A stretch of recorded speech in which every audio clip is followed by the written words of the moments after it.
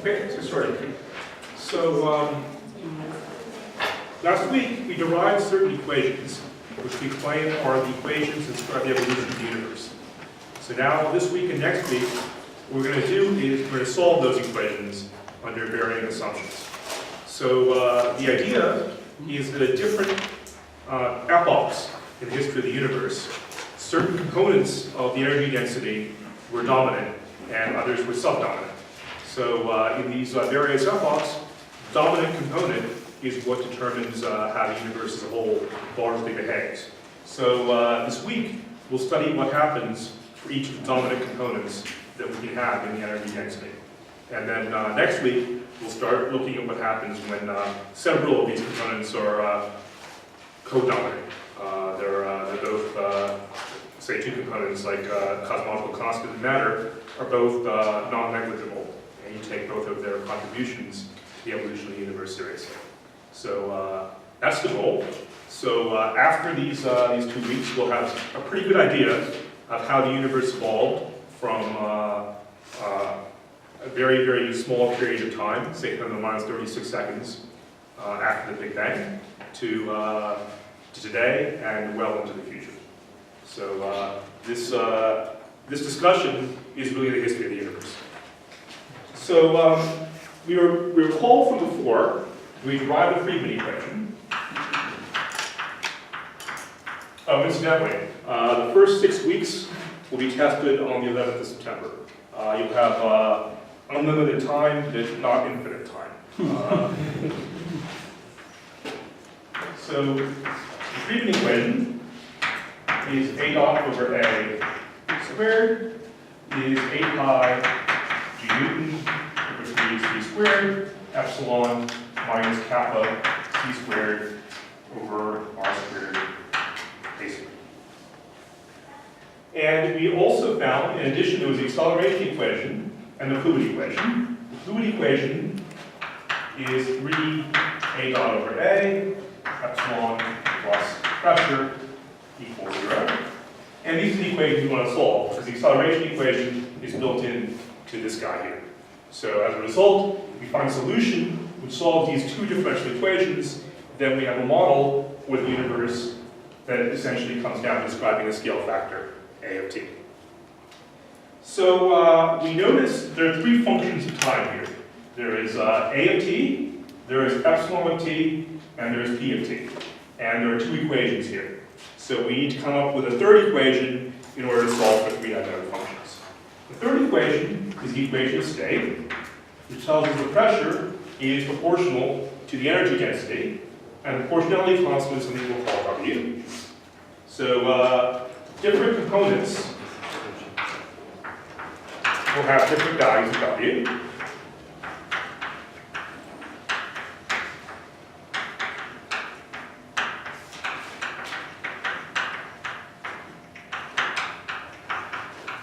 So W for radiation is 1/3.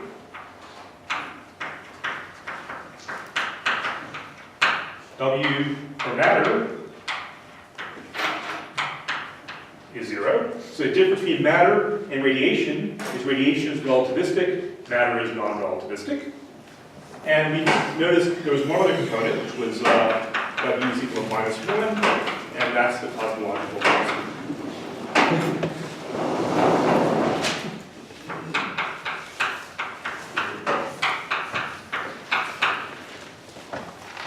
When W is in the range between -1 and -1/3,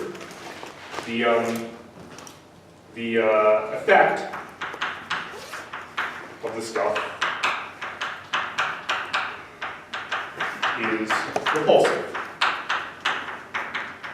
So anything with the equation of the state parameter, which is negative, but not too negative, gives us an effect which has the opposite effect of gravity, which is an attractive force. So that's where we left off last time. And now we want to explore the dynamics of single component universes. But we notice that the energy density is really the sum of the energy densities of various things. So this is the consequence of extensivity of energy, that you can just sum up these different quantities. So similarly, the pressure is also the sum of the pressure of various quantities of different equations, space parameters, W. So we can plug these expressions in, for example, the fluid equation, and we see that component by component, we satisfy this relation.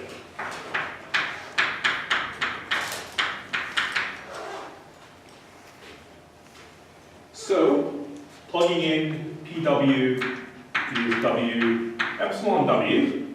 This equation tells us epsilon W dot plus 3 A dot over A, epsilon W, 1 plus W is 0.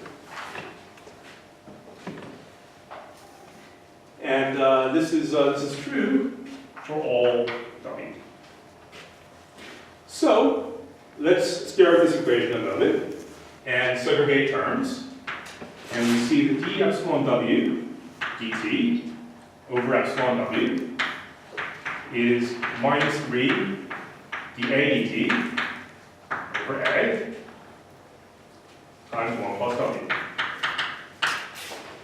So, knocking off the dt's, we integrate this expression, and when we do, we see that epsilon W of A is epsilon W 0, A to the minus 3 times 1 plus W. So as a result, if you plug in A0 equals 1 in here, epsilon W of 1 is epsilon W 0 of is equal to epsilon W 0, and this factor goes away, so this is 1 to some power.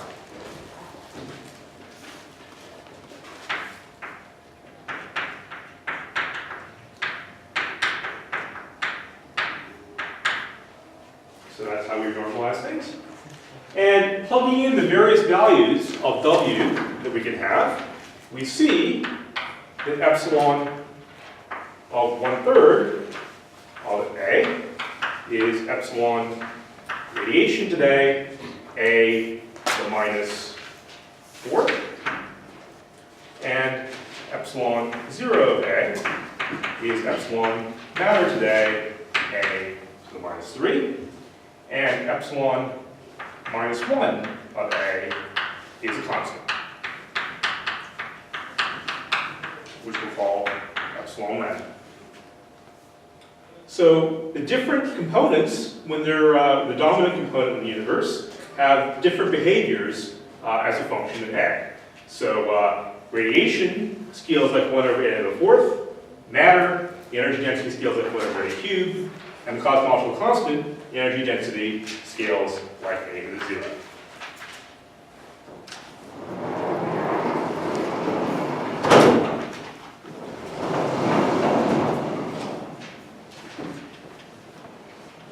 Yeah. What is last time the equation inside? Which one? This equation here? Yes. Epsilon W of A0 is equal to epsilon W of 1 is epsilon sub W comma 0. So,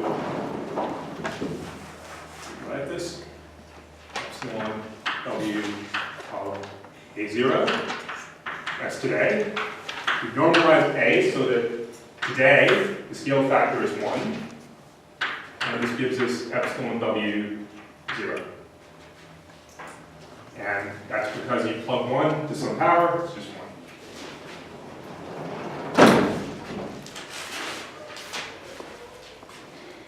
Okay. So we see there are different scalings to the energy density. So what does that mean? Well, the matter one is the one we'll start with, which is the easiest.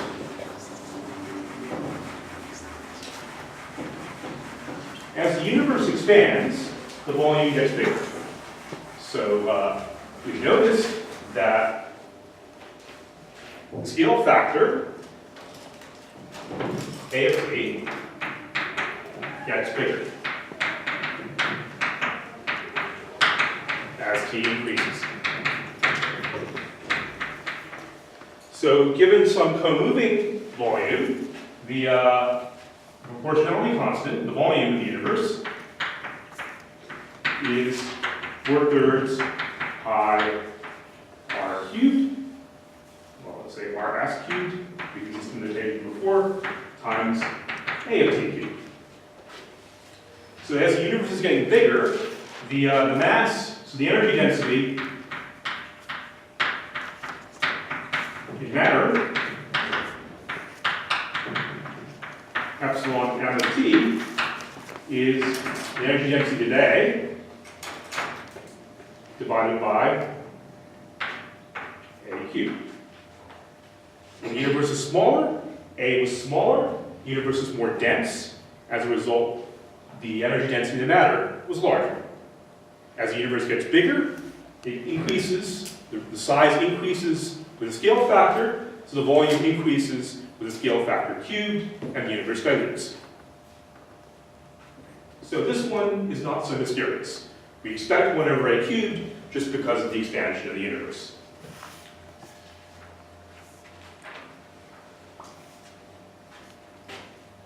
So, we have a picture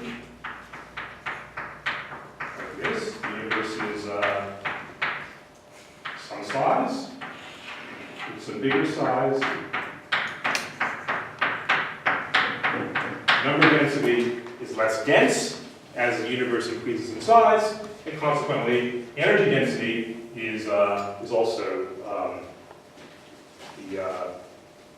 you can think about the energy density as a number density in matter times time times total energy, the mean energy per particle. This is the mean energy per particle.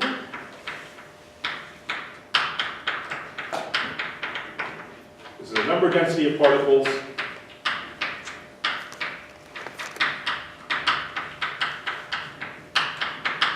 Number density is decreasing as the universe is increasing in size, and you multiply mean energy, which is also decreasing as a function of time.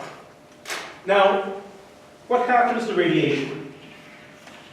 We have little quanta of radiation. As the universe expands, we have a larger universe, and the radiation dilutes because of the expansion of the volume, but the wavelengths also stretch. Okay? So, because the wavelengths stretch, so lambda, the wavelength, stretches proportional to the scale factor, because the universe is expanding. So, the energy is hc over lambda, which is h times the frequency. And lambda is scaling like A, so the energy scales like A inverse with the stretching of the universe, with the expansion of the universe. So there's a factor of A cubed from the volume, and there's an additional factor of A from the stretching. So in total, there's A to the fourth, which is what we see for radiation.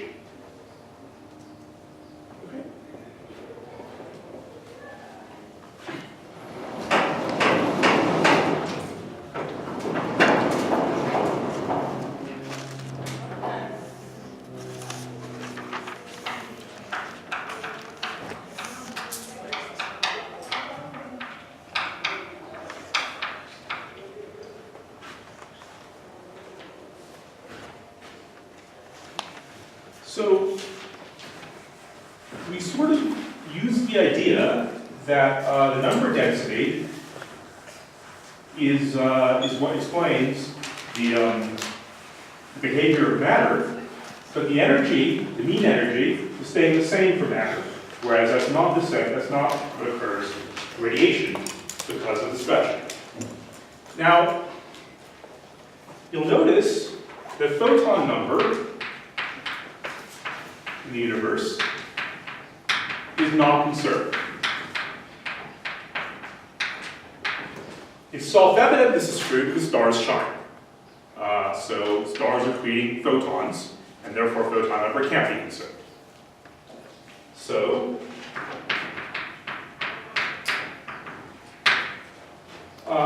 we notice the sun, for example, will put out 10 to the 45 photons per second. The CMB today has a temperature of 2.73 Kelvin, and we know that the energy density of CMB is some constant times the temperature to the fourth.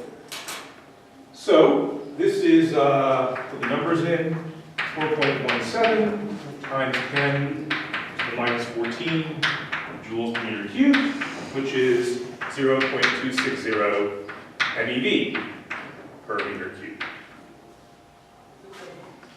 So this comes from plugging in. T0 is 2.725 Kelvin. And alpha is a physical constant. So omega CMB today is the energy density in CMB today divided by the critical energy density. And this works out to 0.260 MeV per meter cubed divided by 5,200 MeV per meter cubed, which is 5 times 10 to the minus 5.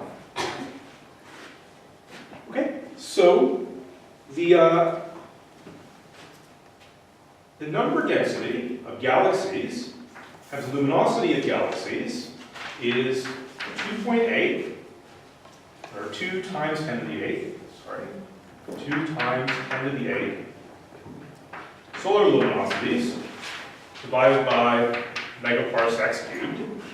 And this works out to 2.6 times 10 to the minus 33rd watts per meter cubed. So, suppose galaxies have been shining with this luminosity since the beginning of the universe. This is an overestimate because galaxies haven't existed since the beginning of the universe. It took some time for galaxies to form. But it's good enough for our purposes. The energy density in the starlight, due to the galaxies shining, is NL T0, which is this number here, times 14 gigayears.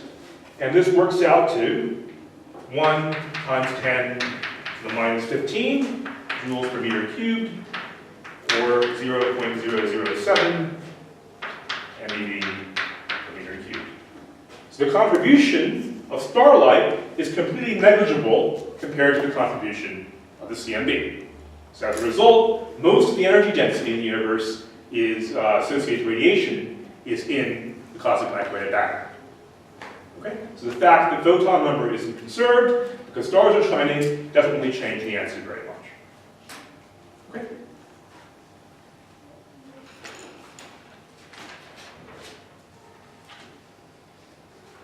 The average energy density of stars is about 3% of the energy density of the CMB.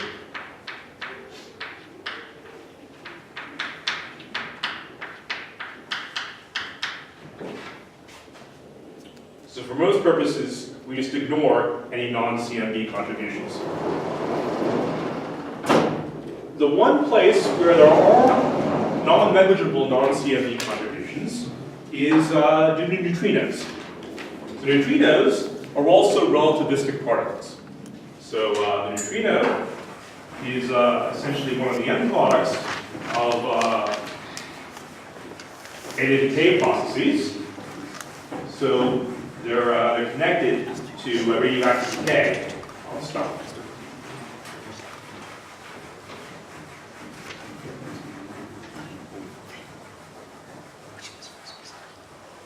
Also, it turns out that neutrons are unstable. So a neutron will decay to a proton plus an electron plus an antineutrino. So these decay processes also produce these neutrinos. So neutrinos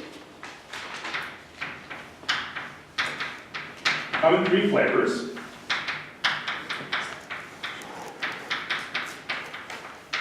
And they're associated to the electron,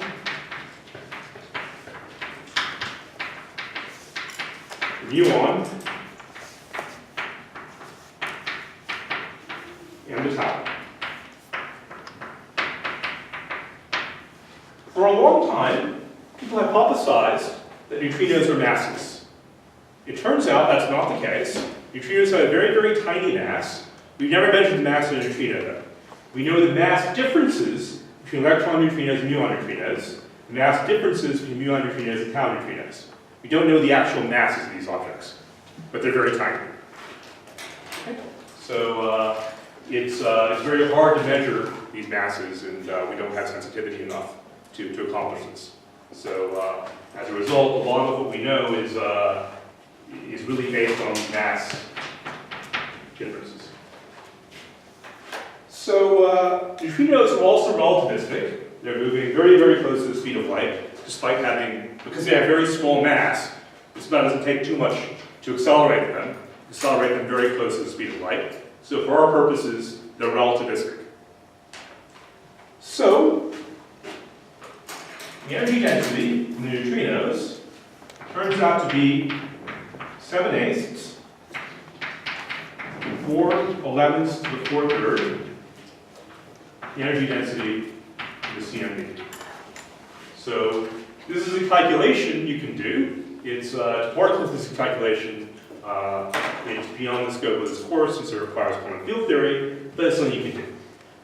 And you get this, this energy density. So what this means is that in addition to a cosmic microwave background, there's also a cosmic neutrino background. We have never been able to distinguish a cosmic neutrino from another neutrino.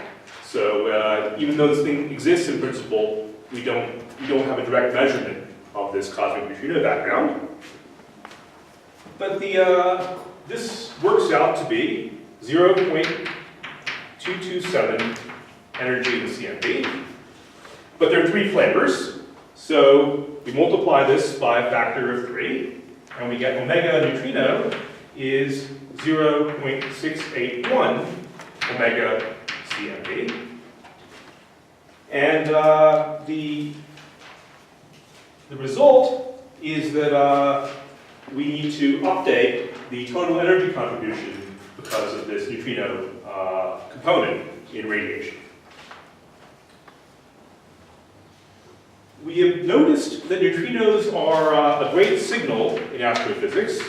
So neutrinos are detected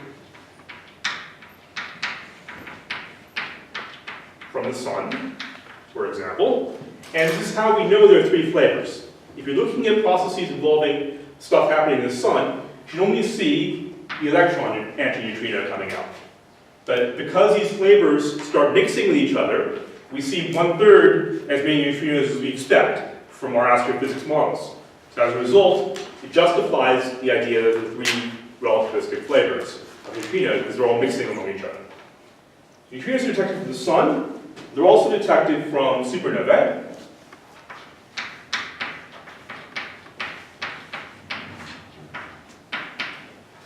And the cosmic neutrino background is not detected.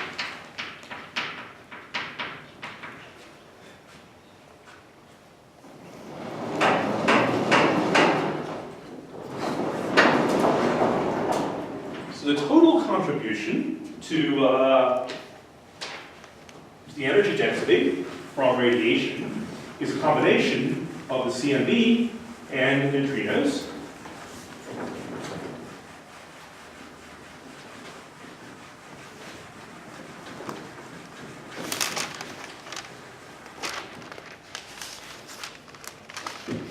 And the omega radiation today is omega CMB today plus omega neutrino today, and this is 5.0 times 10 to the minus 5 plus 3.4 times 10 to the minus 5, which is 8 times 10 to the minus 1. Okay, so today we have a so-called benchmark model for the cosmos. The benchmark model has omega radiation being 8.4 times 10 to the minus 5, omega matter being about 0.3, and omega cosmological constant being about 0.7. So when you sum these numbers together, you're getting very close to 1. If omega is equal to 1, the universe is flat. So we don't know, based on the numbers we have, whether the universe is exactly flat, or if it's a little bit curved positive, or a little bit curved negative. So the data isn't good enough to distinguish between the three possibilities. So omega total today is approximately 1.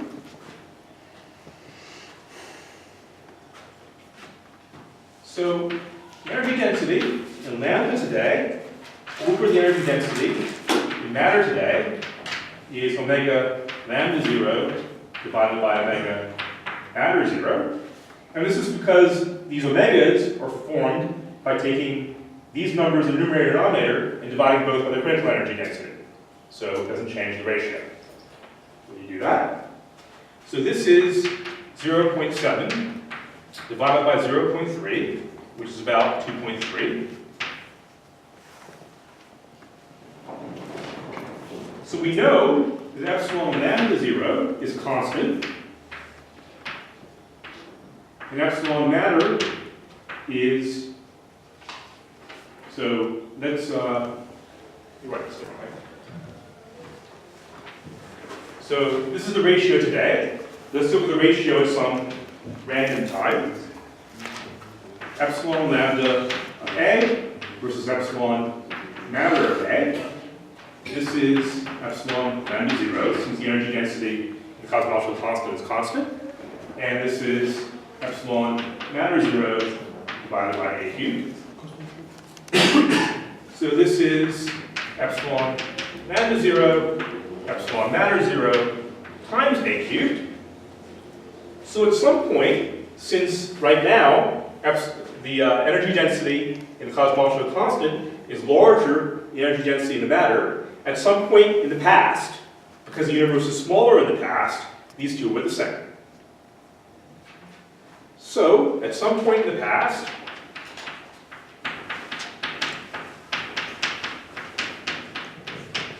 epsilon lambda is equal to epsilon matter. And the size of the universe, when this was true, is epsilon m0, epsilon lambda 0 to the 1/3, which is omega m0, omega lambda 0 to the 1/3, which is 0.3 divided by 0.7 to the 1/3, which is about 0.75. So the universe was 3/4 as big as it is today. The scale factor is 3/4 as big today. These energy densities were the same.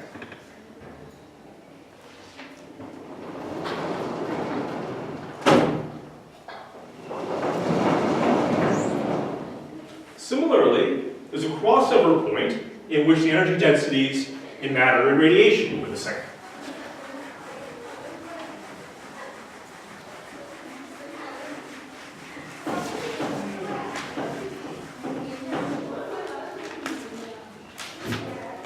So similarly, epsilon matter today, or epsilon radiation today, is omega matter today, or omega radiation today, which is 0.3 divided by 8.4 times 10 to the minus 5, which is 3,600.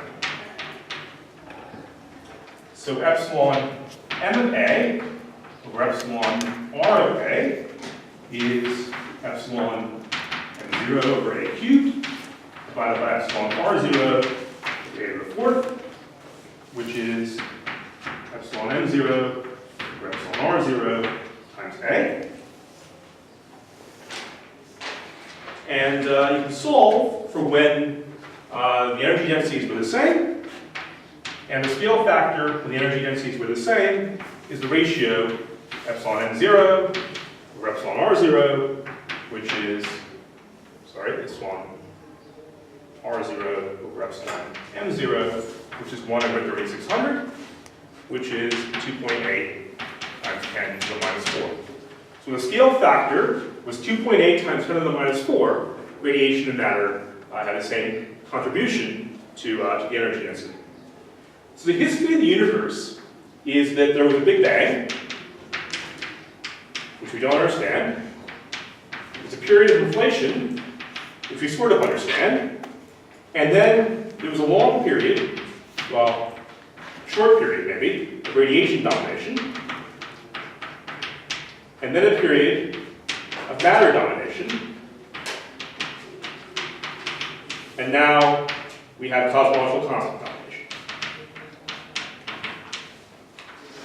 So that's time. So we see that the universe went through different epochs, and these different epochs, different components of the total energy density were the thing determining the behavior of the universe as a whole. So the transition from radiation to matter domination happened when A was about 1 over 3600. The transition from matter to cosmological constant domination happened when A was about 3/4. And today, A is 1. So we notice that this term here, for color, we notice this term here has W. Let's stick with the same color then. This term here has W is 1/3. This term is W is 0. This term is W is minus 1. So as W gets bigger, it dominated in the past. And as W gets smaller, it's dominating into the future. Okay, we also noticed that there's a relation between scale factor and redshift. So A was 1 plus Z inverse. So ARM corresponds to ZRM is about 3600. And AM lambda corresponds to ZM lambda is 1/3.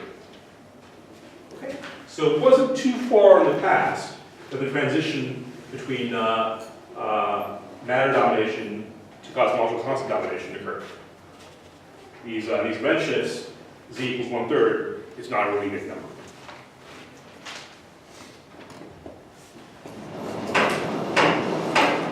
Okay, so that's a heuristic picture of each of the components individually. Let's return to the Friedmann equation and see how these different terms contribute.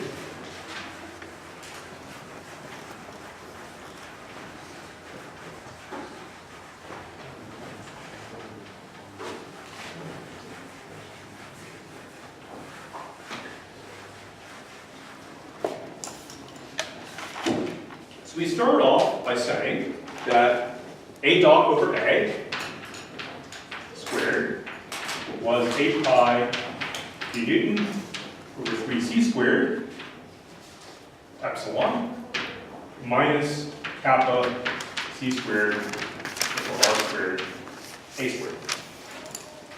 Then we noticed that each of the terms contributes to epsilon, and each of the terms has a different scaling with A. So we have epsilon W0, A to the minus 3 times 1 plus W. Make sure I got that right. That's correct. So we plug that in, and we have A dot squared. So multiply everything by A squared. We have 8 pi g Newton over 3c squared, sum on W, epsilon W0, A to the minus 1 plus 3W minus kappa c squared over r squared. So each term on the right-hand side, depending upon what component you're looking at, has a different scaling with A that's set by its equation of state parameter. So radiation here will scale like A squared. Matter will scale like A inverse. And this term of Marshall constant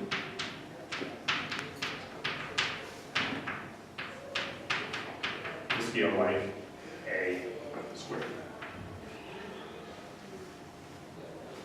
So this equation is difficult to solve analytically when you have all of these components turned on.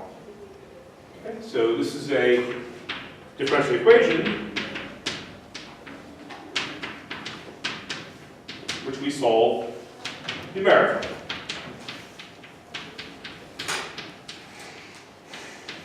And next week, we'll discuss the numerical solution to this equation looks like when all of these components are turned on. This week what we'll do is we'll look at what happens when you turn a single component on, one by one. So we'll look at what happens when you have a universe that's purely dominated by this curvature term. We'll look at a universe that's purely dominated by radiation, by matter, and by cosmological constant. And because we're noticing that in the history of the universe, different terms were the dominant piece, this is good enough to tell us what's happening during the majority of the history of the universe. In the majority of the history of the universe, only one term is dominating. Okay?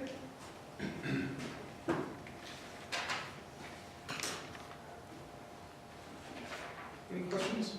Yeah. Can the relationships are different?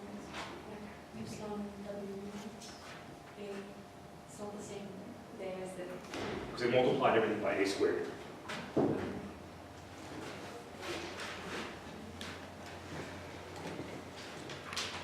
Other questions?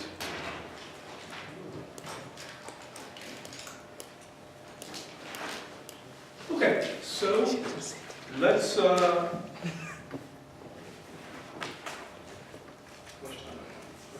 let's move on.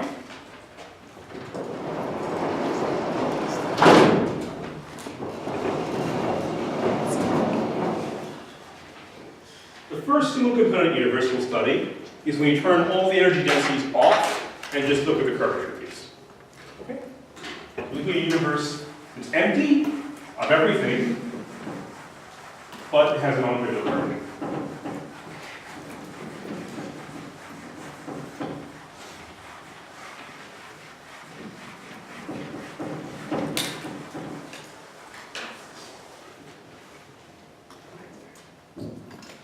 So epsilon equals 0, curvature. So the Friedmann equation then is just A dot squared is minus kappa c squared over r squared. So one solution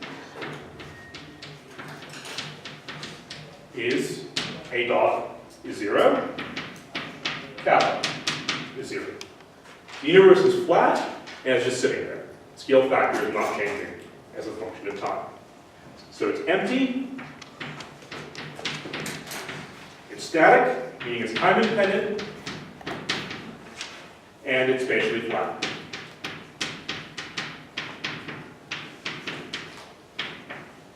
This is a very boring universe, but this is the universe that Einstein initially considered as a static universe.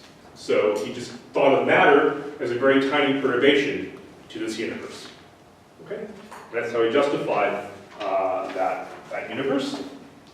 So that's case 1, extremely boring. Case 2, let's let A dot, let's take a square root. A dot is square root minus kappa c over r. And kappa equals to +1 implies A dot is imaginary. So this is forbidden on physical grounds. The scale factor should be real.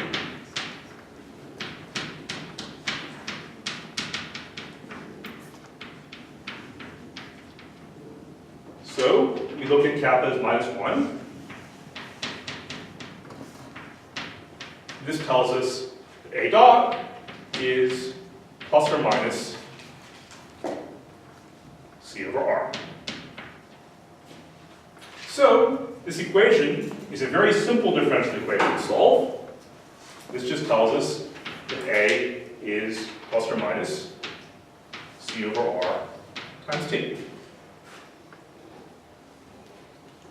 And we'll define this as T over T0. So this universe expands linearly with time.